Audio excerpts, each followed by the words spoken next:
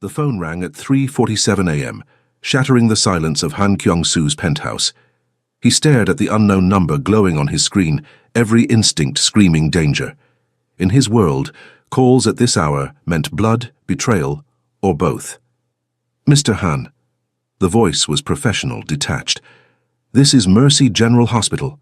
Your wife—" "Ex-wife," he corrected, ice forming in his chest. "Your ex-wife. Nia Washington was brought in an hour ago. She's in active labor. The baby is in distress and she's asking for you." The room tilted. 8 months.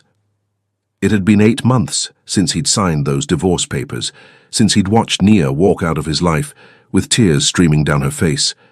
Her hand protectively curved over a belly he hadn't known carried his child. 8 months of silence. 8 months of drowning in regret and soju, of building walls so high even his own brother couldn't scale them. And now this. "I'll be there in 10 minutes, he said, already moving toward the door, his heart hammering against his ribs like it was trying to break free. 3 years earlier, Nia Washington had learned early that life didn't hand out fairness like free samples at Costco. At 26, she juggled 2 jobs, medical transcriptionist by day, cocktail waitress at the Lotus Club by night, and still barely made rent on her studio apartment in Queens. But she had her pride, her grandmother's gold cross around her neck, and a smile that could light up the darkest room. The Lotus Club wasn't just any club. Everyone in New York knew it belonged to the Han family, one of the most powerful Korean organized crime syndicates on the East Coast. Nia knew the rumors, saw the way patrons whispered when certain men entered, watched how the manager's hands trembled when handling special reservations. But the tips were excellent, the work was steady, and she'd learned to navigate dangerous waters with grace. She'd never expected to collide, literally, with the man who owned it all. It happened on a Friday night, the club pulsing with bass-heavy K-hip-hop and expensive cologne. Nia balanced a tray of top-shelf whiskey, weaving through the crowd with practiced precision. She didn't see him until it was too late, a wall of solid muscle in a tailored black suit, turning at the exact wrong moment. The tray flew. Glass shattered. Amber liquid splashed across pristine Italian leather shoes and the bottom of perfectly pressed slacks. Time stopped. Nia's heart dropped to her knees as she looked up and up into the coldest, most beautiful face she'd ever seen. Sharp cheekbones, a jaw that could cut diamonds, and eyes like black ice that seemed to see straight through her bones into her terrified soul. A thin scar traced from his left eyebrow to his temple, the only imperfection on an otherwise devastating face. "I am so sorry," she stammered, immediately dropping to her knees to pick up the broken glass, her hands shaking. Around them the club fell silent. Everyone was watching. "Please. I'll pay for dry cleaning. Stop." One word, delivered in a voice like smoke and steel with the barest hint of an accent. A hand appeared in her line of vision, long fingers, immaculate nails, a platinum watch that probably cost more than her car. "You'll cut yourself." Nia froze, torn between survival instinct and the shocking gentleness in that command. Slowly she looked up again.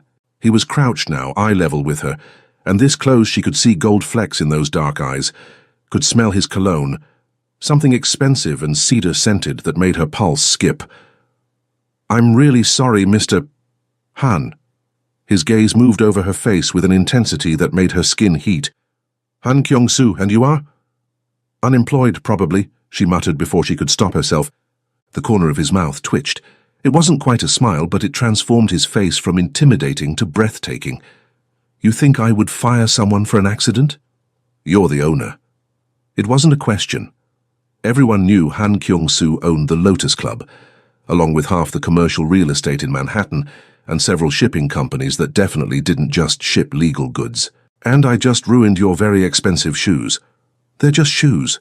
He stood in one fluid movement, extending his hand again, this time clearly to help her up. "But you're right about one thing. You work for me now." Nia blinked, certain she'd misheard over the music that had cautiously started again. What?" "Not here." He glanced around at the watching faces, and they all suddenly found somewhere else to look. "My companies always need good people. Someone who apologizes before making excuses, who thinks of consequences. That's rare." His eyes held hers. "Come to my office Monday. We'll discuss your skills." "I'm just a waitress and a medical transcriptionist." Nia said, still kneeling in broken glass and spilled whiskey, wondering if she'd hit her head. Monday, 9 a.m., Han Tower, 40th floor. He pulled a business card from his jacket, pressed it into her palm. His fingers were warm, his touch brief, but electric. Don't be late, miss. Washington, Nia Washington. Nia. He said her name like he was tasting it, like it was something precious. Then he nodded once and walked away, his ruined shoes leaving wet prints on the marble floor, his presence parting the crowd like Moses at the Red Sea. Nia knelt there for a full minute after he disappeared, her heart racing, the business card burning in her hand like a promise. Around her, the other waitresses were already whispering, shooting her looks that ranged from envious to pitying. Girl, you don't know what you just got yourself into, Jasmine, another waitress, murmured as she helped Nia stand. That man is dangerous. I know, Nia whispered back, pocketing the card with trembling fingers. But dangerous in what way? She wasn't sure. Dangerous to her safety, or dangerous to something far more vital, like her heart? She'd find out Monday. The weekend passed in a blur of anxiety and Google searches. Han Kyung-soo's name yielded surprisingly little, a few business profiles, photos from charity galas where he stood stone-faced in tuxedos, articles about his real estate empire. Nothing about the rumors everyone whispered, nothing about the Jopok connections. But Nia found one photo that made her pause. Han Kyung-soo at a children's hospital ribbon-cutting ceremony, and in the background, almost hidden, his face had softened as he watched a little boy in a wheelchair laugh at something. For just a moment, the ice had thawed. Monday morning, Nia stood before Han Tower in her best interview suit, a navy blue number from Target that she'd splurged on 2 years ago, feeling like an imposter. The building was all glass and steel, piercing the Manhattan sky like a blade. Inside, everything was marble and chrome, beautiful Asian women in designer clothes clicking past on impossible heels. The receptionist's smile was polite, but assessing as Nia gave her name. 40th floor, Mr. Han is expecting you. The elevator ride felt like ascending to heaven or hell. She wasn't sure which. When the doors opened, a young Korean man in glasses waited, his expression friendly but cautious. Miss Washington. I'm David Kim, Mr. Han's executive assistant. Please, follow me. They walked through an office suite that screamed money and power, floor-to-ceiling windows overlooking Central Park, art that was probably worth more than her life, assistants moving with quiet efficiency. Finally, David stopped at massive double doors. He's finishing a call, he'll be just a moment. David's smile was genuine now. And Miss Washington, don't let him intimidate you. His bark is worse than his bite. Before Nia could respond, the doors opened from within. Han Kyung-soo stood backlit by the morning sun and Nia's breath caught. In daylight, in his territory, he was even more devastating. Charcoal suit that probably cost 5 figures. White shirt open at the collar revealing a glimpse of a tattoo. Dark hair perfectly styled. But it was his eyes that held her. Still that black ice, but now she could see the intelligence burning beneath. Miss Washington. He gestured to a chair opposite his desk. Thank you for coming. Thank you for the opportunity, Mr. Han. Nia sat, forcing her spine straight, channeling every ounce of her grandmother's dignity. Though I'm still not sure what opportunity that is exactly. A ghost of that almost smile. Direct. I like that. He sat across from her, steepled his fingers. I need someone I can trust in a sensitive position, someone who sees things but knows when to stay silent. Someone smart enough to notice details, but wise enough to know which details matter. That sounds suspiciously like you're describing a spy. I'm describing a personal assistant. His gaze never left hers. To me. Nia's heart stumbled. I don't have experience. You have 2 years of medical transcription, which means attention to detail and confidentiality. You've worked in my club for 6 months without a single complaint, which means discretion and grace under pressure. You're educated, City College, psychology degree, full scholarship. You take care of your grandmother in the Bronx, send money to your younger sister at Howard. You don't drink, don't do drugs, don't have a criminal record. He leaned back. Did I miss anything? Nia's mouth had gone dry. You investigated me. I investigate everyone who gets close to me. No apology in his tone.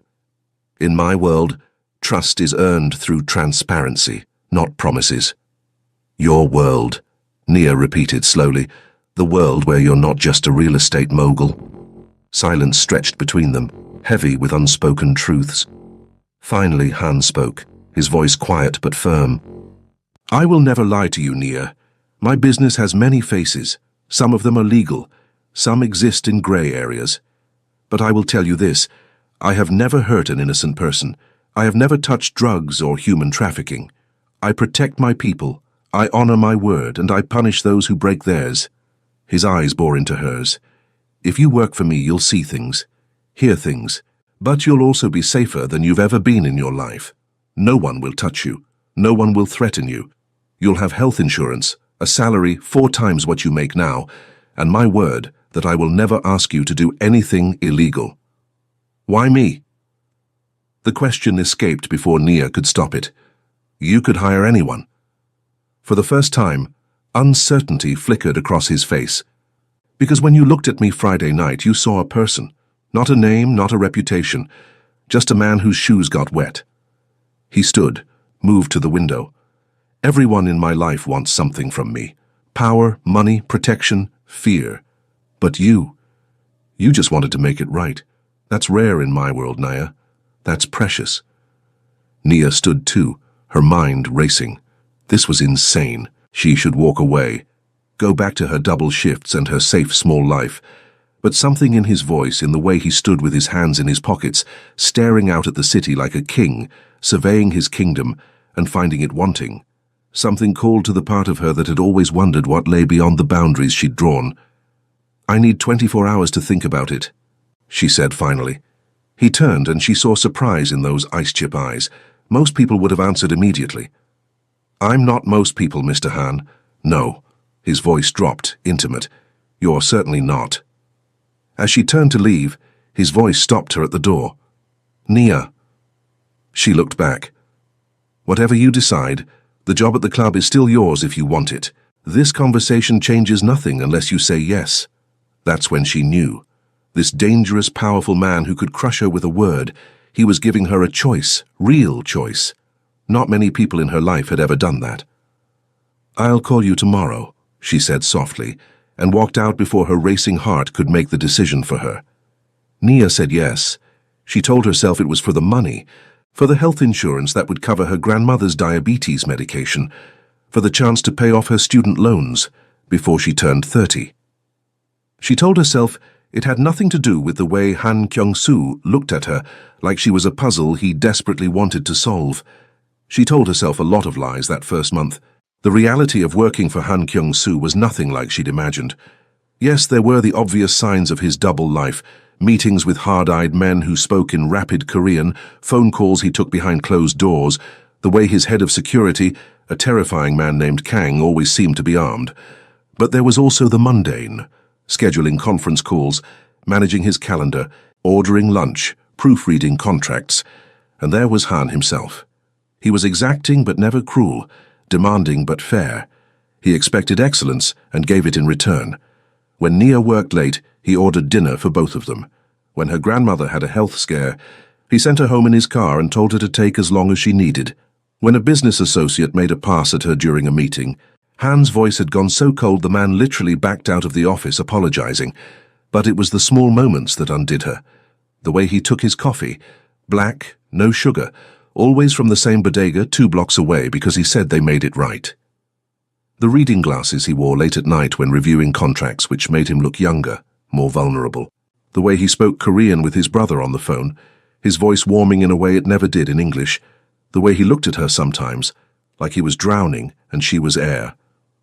You're staring, Han said one evening, not looking up from the contract he was reviewing. They were alone in his office, the city spread out below them like scattered diamonds, the clock pushing past 9. Nia felt heat crawl up her neck. I'm not staring, I'm thinking. Thinking loudly. Now he did look up, removing his glasses. What's on your mind? She should have said nothing. Should have kept the professional distance they'd maintained for 6 weeks. But the late hour, the intimacy of the empty office, the way the lamplight softened his sharp features, it made her brave.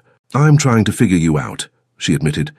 Everyone says you're this monster, this heartless criminal, But the man I work for donates anonymously to children's hospitals. The man I work for remembered my grandmother's birthday and sent flowers. The man I work for. She trailed off, suddenly aware she'd said too much. The man you work for is both things, Han said quietly. He stood, moving around the desk with that predatory grace he never quite hid. I'm not a good man, Nia. I've done things that would horrify you. But I've also built something, an organization that protects thousands of people, that keeps drugs out of our neighborhoods, that punishes predators the law won't touch. He stopped a foot away from her, close enough that she could smell his cologne. Does that make me a monster or a hero? It makes you human, Nia whispered. Something flashed in his eyes, surprise, hunger, something that made her pulse skip. You should go home. It's late. Kyung-soo... His name escaped without permission, the first time she'd used it. His jaw tightened. Don't make this harder than it already is. Make what harder? He stepped closer, and her back hit the desk. He planted his hands on either side of her, caging her in without touching her. This close, she could see the darker rim around his irises, the way his pupils had blown wide. You work for me, he said, his voice rough. There are rules, boundaries. If I cross them, I'm no better than the men I punish. What if I want you to cross them? The words left her mouth before her brain caught up. Bold, reckless, true. His breath hitched. For a long moment, they stayed frozen. His mouth inches from hers, her hands gripping the desk edge, the air between them crackling with electricity. Then, with visible effort, he pushed away. Go home, Nia, please. She went, but she felt his eyes on her all the way to the elevator. And when she looked back just before the doors closed, he was standing at his office window, one hand pressed against the glass, watching her leave with an expression that looked like hunger and agony mixed into something unbearable. That was the night everything changed. The next morning, David greeted her with a knowing smile. He's been in his office since 6 a.m., hasn't come out. Whatever happened last night, you got under his skin. Nothing happened, Nia protested, but her cheeks burned. Uh-huh. David's grin widened. For what it's worth, I've never seen him like this, not with anyone.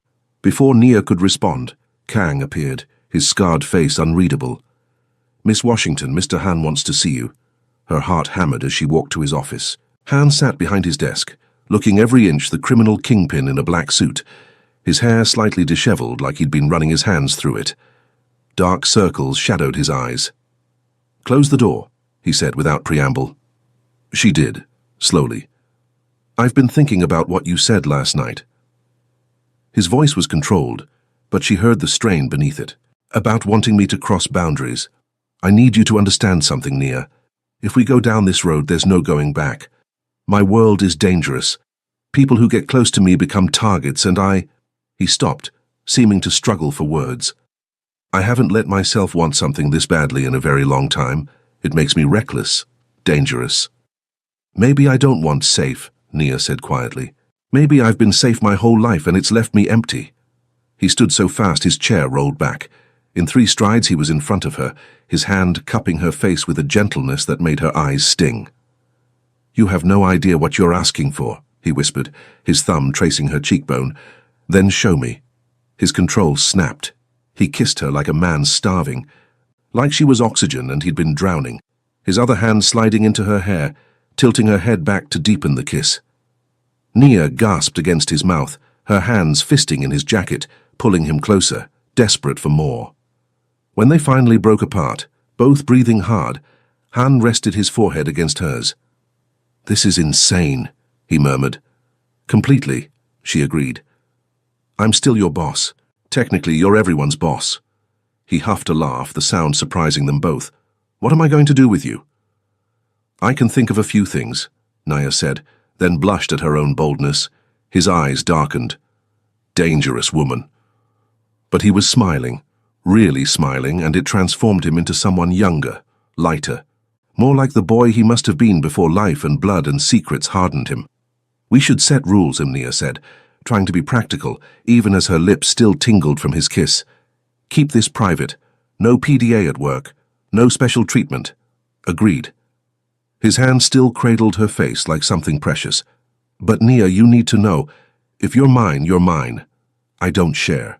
I don't do casual. And I protect what's mine with everything I have. The possessiveness should have scared her. Instead, it made heat pool in her belly. I can work with that. Can you? His voice dropped lower, intimate. Can you handle belonging to someone like me? She met his eyes squarely. Can you handle belonging to someone like me? Because it goes both ways, Kyung-soo. If I'm yours, you're mine too. Surprise flickered across his face, then something that looked dangerously like awe. I've never belonged to anyone. There's a first time for everything. He kissed her again, softer this time, almost reverent. When he pulled back, his expression had shifted to something determined. Tonight, have dinner with me. Not as your boss, as a man who wants to know everything about you. That sounds like a date, Mr. Han. It is, Miss Washington. And call me Kyung-soo when we're alone. I want to hear my name in your voice. That evening, he took her to a small Korean restaurant in Queens, the kind of place with plastic chairs and handwritten menus, nothing like the five-star establishments she'd expected. The grandmother who ran it greeted him in rapid Korean, then looked at Nia with bright, curious eyes. Your girlfriend is beautiful, she said in accented English, beaming. Very beautiful. Yes, she is, Kyung-soo replied, his hand finding Nia's under the table. They talked for hours, about her dreams of going to medical school someday, about his complicated relationship with his family's expectations, about her grandmother's stories of growing up in Georgia, about his memories of Seoul. He taught her to use chopsticks properly, laughing when she dropped rice for the third time. She made him try her grandmother's hot sauce, grinning at his shocked expression. This could kill a man, he gasped, reaching for water. Builds character, she teased. As they walked back to his car, their hands linked, Nia felt something shift in her chest, something terrifying and wonderful. She was falling for him. Had probably been falling since that first night when he'd crouched in broken glass and looked at her like she mattered. What are you thinking? Kyung-soo asked, opening the car door for her. That this is the best date I've ever been on. He caught her hand, kissed her knuckles. It's the best date I've ever been on, too. As they drove through the city lights, Nia let herself believe, just for a moment, that maybe they could make this work. That love could bridge the gap between their worlds, between his darkness and her light. She had no idea how wrong she was, or how much pain lay ahead. 6 months into their relationship, Nia had integrated into Kyung-soo's life with surprising ease. She'd met his younger brother, Han Min-jun, who'd looked at her with open astonishment, before hugging her and whispering, "Thank you for making him smile."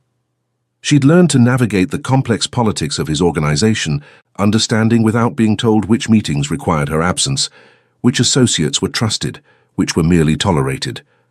She'd also learned that loving Han Kyung-soo meant accepting that sometimes he came home with blood on his knuckles and secrets in his eyes.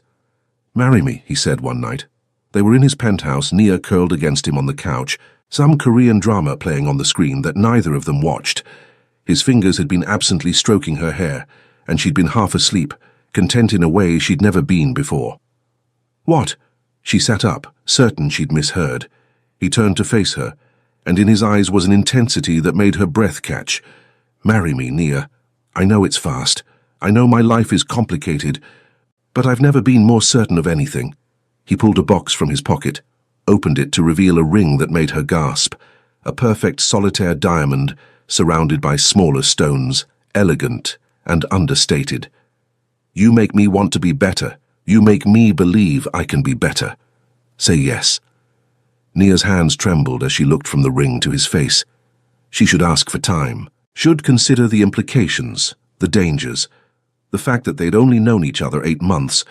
But when she looked at him, this powerful, dangerous man who melted for her touch, who remembered how she took her coffee, who'd held her while she cried about her grandmother's worsening health, she knew there was only one answer. Yes. The kiss that followed was everything. Desperate, claiming, tender. When he slid the ring onto her finger, his hands shook slightly, and that small sign of vulnerability undid her completely. "I love you," he whispered against her lips. "Even if I'm damned for it, I love you. I love you too." She pulled him closer. "We'll figure out the damned part together." They married quietly 2 months later at City Hall, with only Minjun, David, and Nia's grandmother present. It was everything and nothing. No fancy wedding, no hundreds of guests, just them and their love and promises that felt like vows written in starlight. The first year of marriage was bliss, punctuated by normal couple arguments, him working too late, her spending too much time at the hospital where her grandmother was becoming a frequent patient, his overprotectiveness, her stubborn independence. But they always came back to each other, always found their way through. Until the night, everything shattered. Nia came home from visiting her grandmother to find Kyung-soo in his office, a woman with him. Tall, elegant, Korean, beautiful in a way that made Nia's stomach clench. They stood close, too close, the woman's hand on his arm, her expression intimate in a way that made Nia's blood run cold. Kyung-soo? Her voice came out smaller than she intended. He turned, and guilt flashed across his face before he could mask it. Nia, you're home early. Who is this? The woman smiled, but it didn't reach her eyes. I'm Park Ji-won. Kyung-soo and I have history. Something in the way she said history made Nia's world tilt. What kind of history? Ji-won was just leaving, Kyung-soo said firmly, but the woman didn't move. Was I? Ji-won's smile sharpened. I thought we were discussing the merger and other matters. Get out. Kyung-soo's voice went cold, the tone he used with enemies. Now. Ji-won left with a final look at Nia that felt like a threat wrapped in silk. When the door closed, silence fell heavy and suffocating. Who is she really? Nia asked, her hands clenched into fists. Kyung-soo ran a hand through his hair, and for the first time since she'd known him, he looked lost. She's the daughter of another organization head. Our families had an arrangement. Before I met you, the word arrangement hit like a physical blow. An arranged marriage. It was never finalized. I called it off when I met you. But she's back now. Nia's voice shook. And you didn't tell me. You let me walk in and find you with her like what? Anger flashed in his eyes now. Like I was cheating. I've never touched another woman since the day I met you. Nia never even thought about it. Then why was she here? Why was she touching you? Why did you look guilty when I walked in? Because her father is threatening war if the merger doesn't happen. Because the merger includes me marrying Ji-won to cement the alliance. Because I've been trying to find another way out without putting you in danger, and I didn't want to worry you until I had a solution. The room spun. They want you to marry her. It's not going to happen. He reached for her, but she stepped back. The hurt in his eyes was immediate and devastating. Nia, please. I will never let them force that marriage. I'd burn down both organizations first. And what? Start a war? Get people killed? Tears burned her eyes. I can't be the reason for that. I can't have blood on my hands. There won't be blood. But his voice lacked conviction. I'll figure something out. When were you going to tell me? The betrayal cut deeper than any knife. Were you ever going to tell me, or were you just going to handle it like you handle everything in the shadows with secrets? That's not fair. Isn't it? Nia pulled off her ring, held it out with a shaking hand.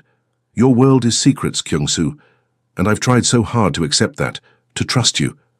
But this, you kept this from me. You let me believe we were safe, that our marriage was solid, while another woman and her father plotted to take you from me. Nia, don't do this. His voice cracked, raw and desperate. Don't let them win. That's what Ji-won wanted, to plant doubt, to make you question us. I'm not questioning us, I'm questioning whether there can even be an us in your world. She set the ring on his desk. I can't do this anymore. I can't live in fear that every day might be the one where your past comes back to destroy our future. Then I'll leave. The words burst from him like a dam breaking. I'll walk away from all of it. The organization, the power, everything. Just don't leave me, please, Nia. You're the only good thing I've ever had. God, she wanted to believe him, wanted to throw herself into his arms and pretend love could fix everything. But she'd seen the loyalty his men had for him, the people who depended on him, the community he protected in his own twisted way. You can't leave, she said softly, tears streaming down her face now. They'd never let you, and even if they did, you'd resent me eventually for making you give up who you are. I could never resent you. He closed the distance between them, framed her face with shaking hands. Nia, Saranghai, I love you more than my own life. Please.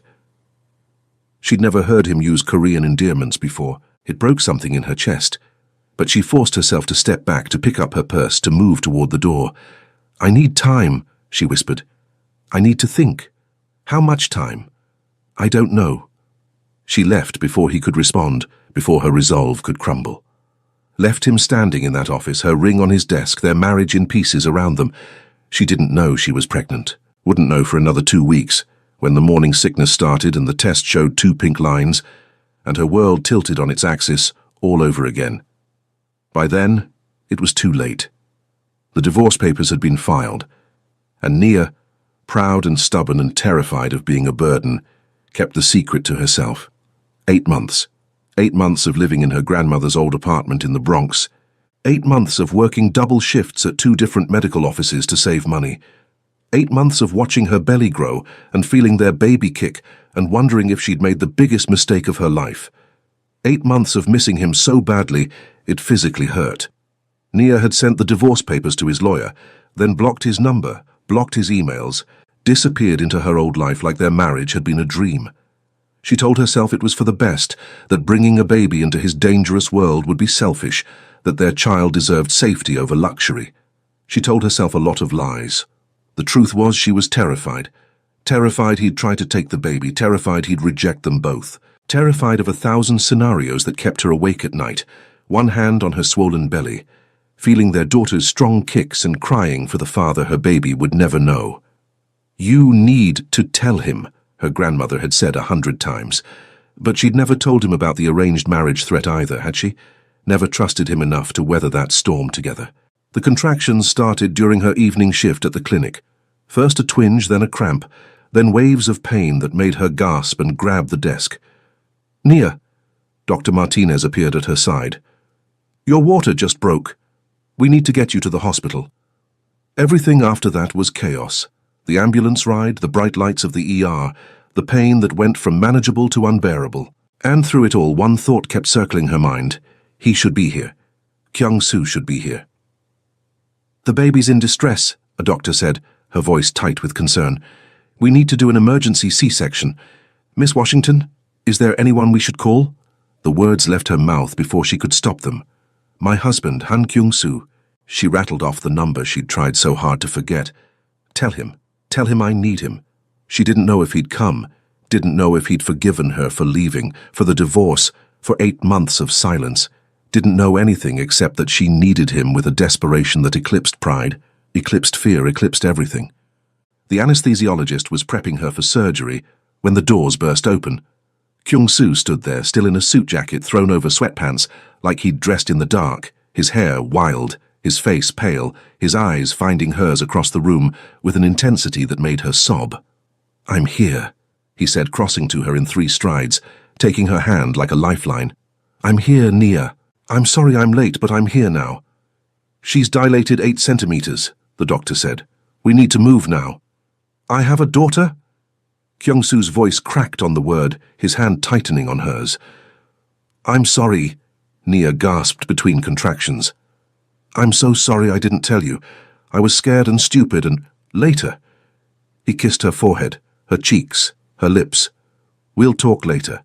Right now, let's meet our daughter." They wheeled her into surgery with Kyung-soo beside her, his hand never leaving hers, his voice a steady murmur of reassurance in Korean and English, words she couldn't quite process, but that soothed something deep in her soul. When their daughter's first cry split the air, Kyung-soo went absolutely still. Then, to Nia's shock, tears streamed down his face. "A daughter," he whispered reverently. "We have a daughter." 7 pounds, 3 ounces, the nurse announced, wrapping the baby in a pink blanket. "Perfectly healthy. Would you like to hold her, Dad?" He took their daughter like she was made of glass and stardust, his hands that had broken bones and pulled triggers, cradling her with infinite gentleness. When he looked at Nia, the love and wonder and forgiveness in his eyes made her heart crack and heal simultaneously. "She has your eyes," he said, his voice thick with emotion. "And she's perfect. She's absolutely perfect." Recovery was a blur. Kyung-soo refused to leave her side, sleeping in the chair beside her bed, taking their daughter. They'd named her Arya, after both their cultures. every time the nurses would let him. He changed diapers, learned to swaddle, sang to her in Korean while Nia dozed. On the second day, when they were finally alone, the conversation they'd been avoiding could no longer wait. "I dealt with the Ji-won situation," Kyung-soo said quietly, watching Arya sleep in his arms. "3 days after you left. Her father wanted war, so I gave him one, economic, not physical. Bought out his companies, cut off his supply lines, backed his rivals. Within 2 months he was begging for terms. The arranged marriage demand was withdrawn permanently." Nia's heart clenched. "You never tried to tell me. You blocked me everywhere." No accusation in his tone, just fact. "And I thought maybe you were better off without me. Safer. Happier. I was miserable." The confession hurt. Every single day I was miserable. But I was also terrified that if I came back, I'd put our baby in danger. Our baby. He looked down at Arya, something like awe crossing his face. "I can't believe I almost missed this. Missed her birth, her first moments. Nia, why didn't you trust me?" "Because I saw what loving you could cost." Tears spilled over. "I saw the threats, the danger, the way violence is always one wrong move away in your world. How could I bring a child into that?" "By letting me protect you both." He looked up, and the hurt in his eyes was devastating. "I would have died before letting anything happen to you or our daughter, but you didn't give me the chance. You made the choice alone." "I know." Her voice broke. "I know, and I'm sorry. I was wrong. I should have talked to you. Should have trusted you to find a solution together. But I was scared and hormonal, and I should have told you about Ji-won the moment she contacted me." He set Arya carefully in her bassinet, then moved to sit on the edge of Nia's bed, taking her hands. "I was trying to protect you from worry. Instead, I created a situation where you felt you couldn't trust me with the truth. That's on me." They sat in silence, 8 months of hurt and loneliness between them, a sleeping baby beside them who represented both their love and their failure to communicate. "I don't know how we come back from this," Nia whispered finally. "Neither do I." Kyung-soo's thumb traced circles on her palm. "But I know I love you. I know I love our daughter.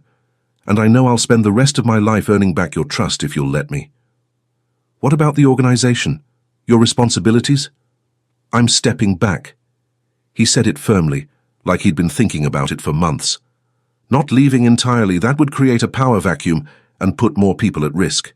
But Min-jun is ready to take over day-to-day operations. I'll be an advisor, a figurehead. My priority is you two now. Always." "You'd do that?" Hope bloomed, fragile and terrifying. "I've already started the transition." He reached into his pocket, pulled out the ring she'd left on his desk 8 months ago. "This has been with me every day since you left. In my pocket, against my heart, waiting for the chance to put it back where it belongs." He looked at her with those intense dark eyes. "Let me put it back, Nia. Let me be your husband again. Let me be her father. Not perfectly, because I'll mess up, but completely, with everything I am." Nia looked at their daughter, at the man she'd never stopped loving, at the life they could build if she was brave enough to try again. "On one condition," she said finally. "Anything. No more secrets, even the scary ones, the dangerous ones. We face everything together. You promise me that, and I promise to trust you, to communicate instead of running. Deal?" "Deal." He slid the ring onto her finger, and it felt like coming home. "I love you, Nia Washington Han. I never stopped. I love you too, Han Kyung-soo. Even when I was furious with you, I loved you." He kissed her then, soft and deep and full of promise, tasting of tears and hope and new beginnings. From her bassinet, Arya made a small sound, not quite a cry, more like a comment on her parents' reunion. They broke apart, laughing through their tears. "She's got opinions already," Nia said, wiping her eyes. "She's your daughter." Kyung-soo grinned, the real genuine smile she'd fallen in love with. "Of course she has opinions." He picked up Arya, and Nia's heart swelled at the sight. This powerful, dangerous man who brought crime bosses to their knees, utterly undone by a 7-pound infant. When he sat beside Nia on the bed, their daughter between them, she felt something click into place. This was her family. Imperfect, complicated, born from mistakes and forgiveness and love that refused to die. "You know," Kyung-soo said softly, running a finger over Arya's tiny hand, My father used to say that the strongest chains aren't made of steel or gold. They're made of love and blood, and the promises we keep to the people who matter most. Wise man. He was also a terrifying crime lord. Kyung-soo's smile was wry. But he loved my mother more than power, more than the organization. When she got sick, he walked away from everything to care for her. I never understood that until now. He looked at Nia, eyes shining. Until you. Until her. Now I'd burn down my whole empire if it meant keeping you both safe. Let's hope it doesn't come to that, Nia murmured, resting her head on his shoulder. Let's hope, he agreed. But they both knew, in his world, in their world now, hope was something you fought for, something you protected with everything you had.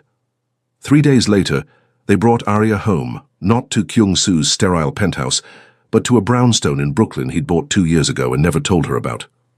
I bought it right after we got married, he admitted, pulling up to the tree-lined street.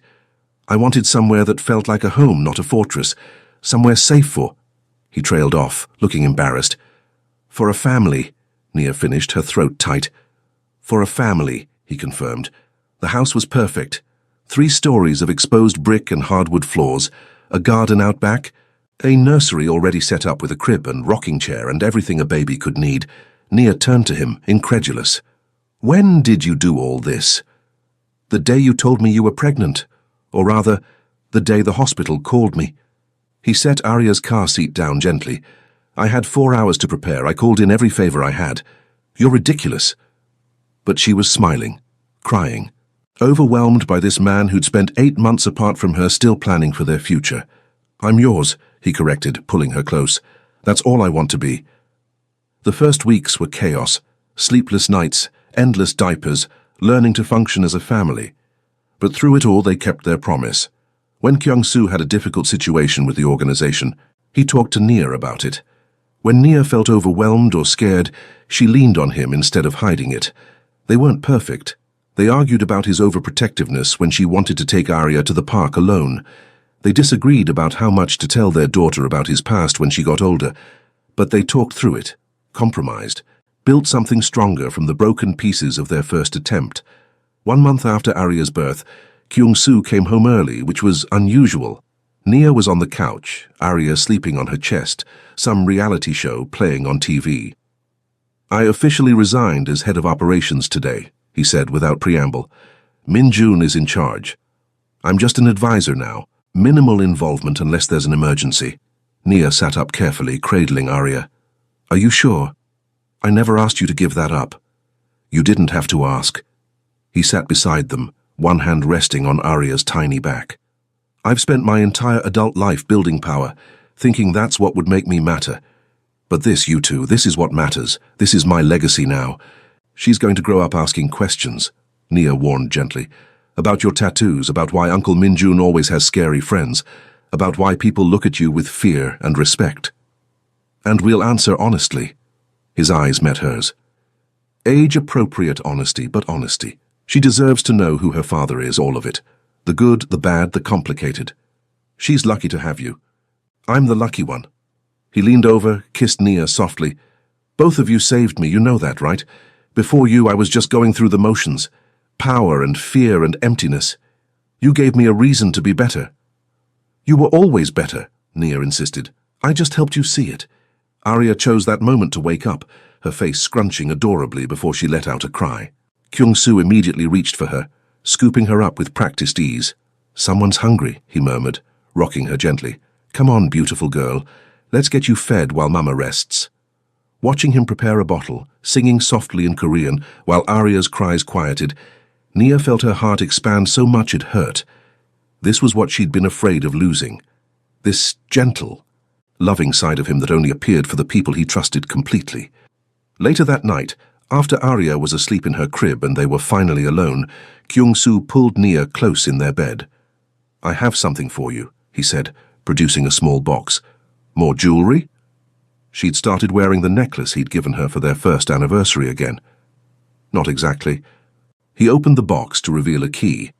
This is for the safe in my office. It contains everything, bank accounts, property deeds, business documents, contacts, everything. If anything ever happens to me, you'll have access to everything you need to protect yourself and Arya. The gift was so practical, so him, that Nia wanted to laugh and cry simultaneously.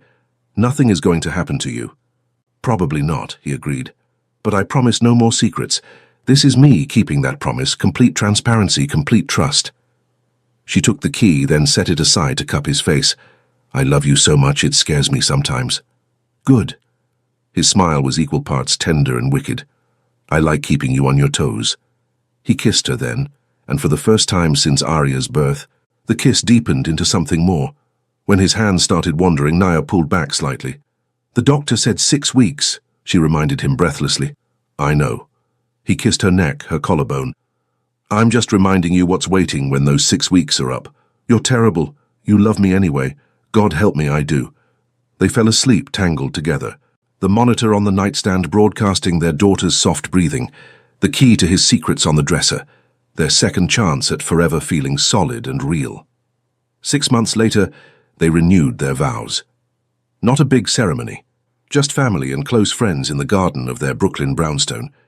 Arya in a tiny white dress, serving as the most adorable flower girl who mostly just cooed and grabbed at petals. Minjun officiated, standing under an arch wrapped in orchids, both Korean and African flowers, symbolizing their merged cultures. Do you, Han Kyung-soo, promise to love, cherish, and protect Nia Washington Han, in sickness and health, in danger and safety, for all the days of your life? I do, Kyung-soo said, his voice steady but his eyes suspiciously bright. And I promise to never keep secrets, to always choose her and our family first, and to be worthy of the trust she's placed in me.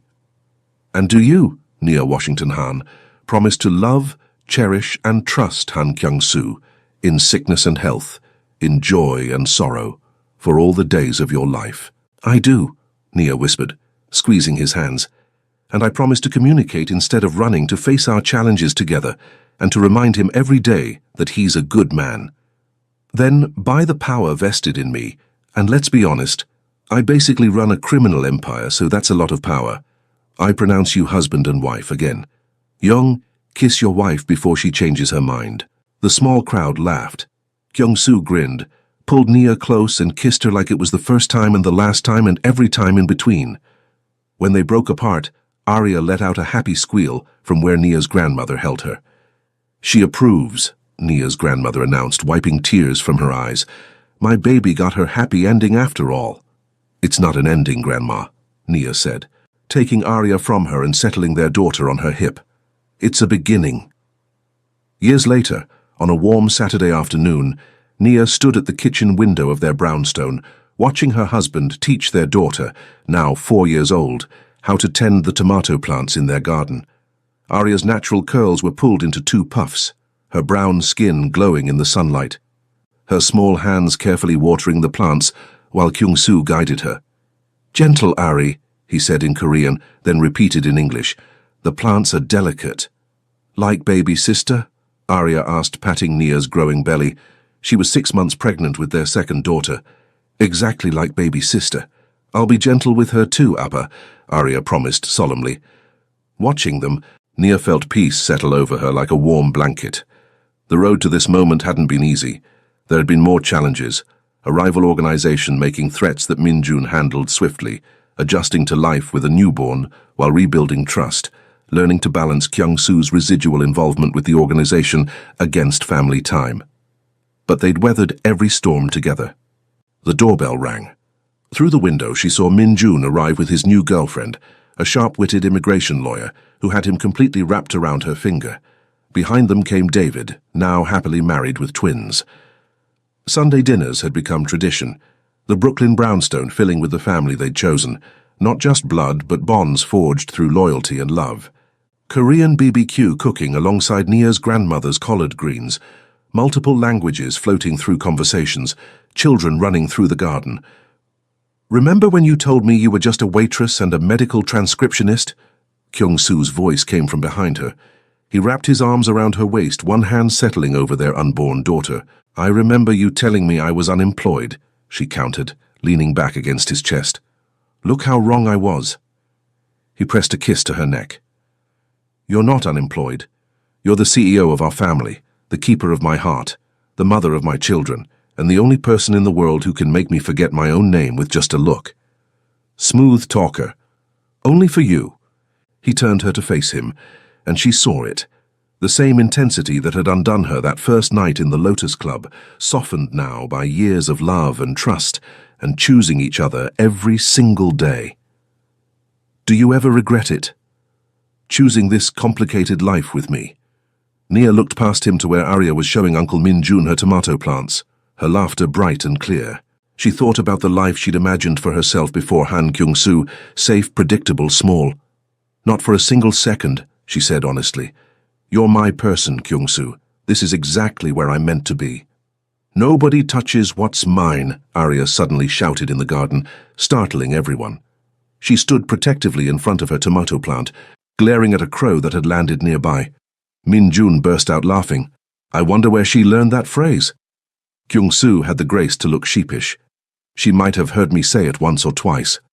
Once or twice, Nia raised an eyebrow. You say it every time someone looks at me or Arya for too long. Can you blame me? He pulled her closer. You're mine. She's mine. This whole beautiful, chaotic life is mine. I'm just making sure the universe knows it. Possessive man. You're possessive man.